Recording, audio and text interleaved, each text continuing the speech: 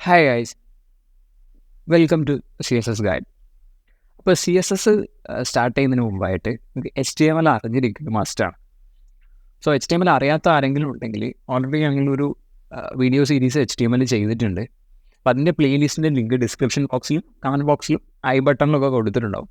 അത് കാണാത്തവർ അത് ജസ്റ്റ് ഒന്ന് കംപ്ലീറ്റ്ലി വാച്ച് ചെയ്തിട്ട് CSSലോട്ട് വരുന്നതായിരിക്കും ഏറ്റവും നല്ലത്. കാരണം CSS എന്നുള്ളത് HTMLനെ സ്റ്റൈൽ ചെയ്യാൻ യൂസ് ചെയ്യുന്നൊരു ടൂളാണ്. HTML അറിയാത്തവർക്ക് CSS മനസ്സിലാവാൻ കുറച്ച് ബുദ്ധിമുട്ടായിരിക്കും. അതൊരു ചെറിയ വീഡിയോ സീരീസാണ്, ചെറിയ വീഡിയോസാണ്, നമുക്ക് പെട്ടെന്ന് തന്നെ കണ്ടു തീർക്കാൻ വേണ്ടി പറ്റും. സോ നെക്സ്റ്റ് ഇനി നമുക്ക് HTML ഓരോ ടോപ്പിക്സ് പറയുന്നതിന് മുമ്പായിട്ട് എന്താണ് HTML എന്നുള്ളത് നോക്കിയിട്ട് സ്റ്റാർട്ട് ചെയ്യാം. സോ HTML എന്ന് പറയുന്നത് കാസ്കേഡിങ് സ്റ്റൈൽ ഷീറ്റ് എന്നുള്ള പേരിൻ്റെ ഒരു ചുരുക്കമാണ് CSS, അല്ലെങ്കിൽ CSS എന്ന് പറയുന്നത്. HTML അല്ല, CSS എന്ന് പറയുന്നത്.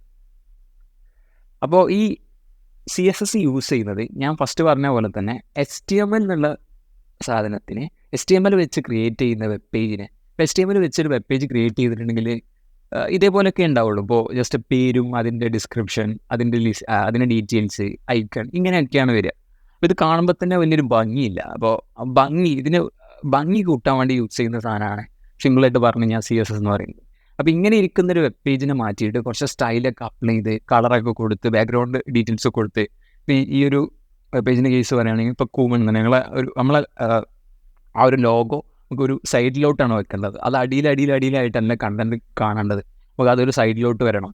അപ്പോൾ ഇങ്ങനത്തെ ഒക്കെ കാര്യങ്ങൾ അറേഞ്ച് ചെയ്യാനൊക്കെ ആയിട്ടാണ് നമ്മൾ CSS യൂസ് ചെയ്യുന്നത്. അപ്പോൾ HTMLും CSSും കൂടി ആഡ് ചെയ്യുമ്പോൾ ഈ ഒരു വെബ് പേജിന് നമുക്ക് ഈ രൂപത്തിലോട്ട് മാറ്റിയെടുക്കാൻ വേണ്ടി പറ്റും. ഇതിൽ സ്റ്റൈൽസൊക്കെ ആഡ് ചെയ്യുമ്പോഴാണ് ഈ വെബ് പേജ് ഈ ഒരു സ്ട്രക്ചറിലോട്ട് മാറുന്നത്. ഇപ്പോൾ ഫസ്റ്റ് കൊടുത്ത ആ ഒരു ടൈറ്റിലിൽ അതിനൊരു ഹെഡർ ഫോമാറ്റിലോട്ട് നമുക്ക് മാറ്റാൻ പറ്റും. അതിന് ബാക്ക്ഗ്രൗണ്ട് കളർ കൊടുത്തു, ടെക്സ്റ്റിൻ്റെ കളർ മാറ്റി, ആ ലോഗോൻ്റെ അലൈൻമെൻറ്റ് അഡ്ജസ്റ്റ് ചെയ്ത്, ഇങ്ങനത്തെ കാര്യങ്ങളൊക്കെ ചെയ്യാൻ വേണ്ടിയിട്ടാണ് ഒരു CSS യൂസ് ചെയ്യുക. അപ്പോൾ സിമ്പിളായിട്ട് പറഞ്ഞിട്ടുണ്ടെങ്കിൽ HTMLൻ്റെ സ്റ്റൈൽ ചെയ്യാൻ വേണ്ടിയിട്ടാണ് CSS എന്നുള്ള ടൂൾ യൂസ് ചെയ്യുന്നത്. ഇനിയൊരു റിയൽ വേൾഡ് എക്സാമ്പിൾ പറയാം. അപ്പോൾ നമ്മളൊരു വീട് പണിയുന്ന കേസ് എടുക്കുകയാണെങ്കിൽ നമ്മളൊരു വീട് ഉണ്ടാക്കുന്ന സമയത്ത് ഇനിഷ്യലി അതിൻ്റെ ഒരു ബേസ് സ്ട്രക്ചർ ഉണ്ടാക്കും, നല്ല സോളിഡായിട്ട്. ഇപ്പോൾ വൃത്തിക്കായിട്ടൊരു തറ പണിയുന്നതും പ്ലാൻ ചെയ്യേണ്ടതൊക്കെ ഭയങ്കര ഇമ്പോർട്ടൻ്റ് ആയിട്ടുള്ള കാര്യമാണ്. കാരണം പ്രോപ്പറായിട്ട് നിങ്ങൾ പ്ലാൻ ചെയ്തില്ലെങ്കിൽ ആ വീട് നിങ്ങൾ എത്ര സ്റ്റൈൽ ചെയ്തിട്ടും കാര്യമില്ല, തീരെ ഒരു ഭംഗിയില്ലാത്ത രീതിയിലോട്ട് വീട് മാറാൻ സാധ്യതയുണ്ട്. അതുകൊണ്ടാണ് HTML ഭയങ്കര ഇമ്പോർട്ടൻ്റ് എന്ന് പറയുന്നത്.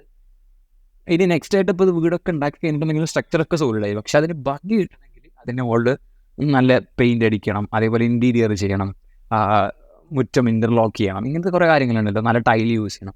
ഇങ്ങനത്തെ കാര്യങ്ങളെയാണ് CSS എന്നുള്ളതിനോട് നമ്മൾ ജസ്റ്റ് ഉദ്ദേശിക്കുന്നത്. സോ ഈ ഒരു എക്സാമ്പിൾ വെച്ച് ഞങ്ങൾക്ക് ഇപ്പോൾ HTMLും CSSും തമ്മിൽ എന്താണ് ഡിഫറൻസ് എന്ന് മനസ്സിലായിട്ടുണ്ടാവും. അപ്പോൾ ഇത് രണ്ടും ഒപ്പം വർക്ക് ചെയ്യുന്നൊരു സാധനം. ഇനി അത് ഒറ്റയ്ക്കാണെങ്കിൽ ഇതിനൊരു എക്സിസ്റ്റൻസ് ഇല്ല എന്ന് തന്നെ പറയാം. സോ ഇത്രയാണ് CSSനെ കുറിച്ച് പറയാനുള്ളത്. സോ ഇനി ഈ വീഡിയോ സീരീസിന് മുന്നോട്ട് പോകുന്ന സമയത്ത് നിങ്ങൾക്ക് ഇതിൽ നമ്മൾ ചെയ്യുന്ന കോഡും കാര്യങ്ങളൊക്കെ ഉണ്ടെങ്കിൽ അത് നിങ്ങൾക്ക് വേണമെങ്കിൽ ജസ്റ്റ് ഇപ്പോൾ നിങ്ങൾ കോഡ് ചെയ്യുന്ന സമയത്ത് നേരിട്ട് കണ്ടിട്ട് അത് ജസ്റ്റ് നിങ്ങൾക്ക് ട്രൈ ചെയ്ത് നോക്കണം. അങ്ങനെയൊക്കെ ഉണ്ടെങ്കിൽ അത് ചെയ്യുന്ന കോഡിൻ്റെ ഒക്കെ ലിങ്ക് ഡിസ്ക്രിപ്ഷൻ ബോക്സിൽ അവൈലബിൾ ആയിരിക്കും. അപ്പോൾ ആ ലിങ്ക് ത്രൂ അതിലുള്ള കോഡോ കാര്യങ്ങളൊക്കെ നിങ്ങൾക്ക് ചെക്കൗട്ട് ചെയ്യാൻ വേണ്ടി പറ്റും. സോ അത്രയാണ് ഇതിനെക്കുറിച്ച് പറയാനുള്ളത്. ഇനി നെക്സ്റ്റ് വീഡിയോയിൽ എങ്ങനെയാണ് CSS HTMLനായിട്ട് ആഡ് ചെയ്തിട്ട് ലിങ്ക് ചെയ്തിട്ട് കോഡ് ചെയ്യുക, എങ്ങനെയാണ് HTMLും CSSും തമ്മിൽ സിങ്ക് ചെയ്തിട്ട് വർക്ക് ചെയ്യുക എന്നൊക്കെയുള്ള ഡീറ്റെയിൽസ് നമുക്ക് നോക്കാം. സോ അത്രയാണ് ഈ വീഡിയോയിൽ പറയാനുള്ളൂ.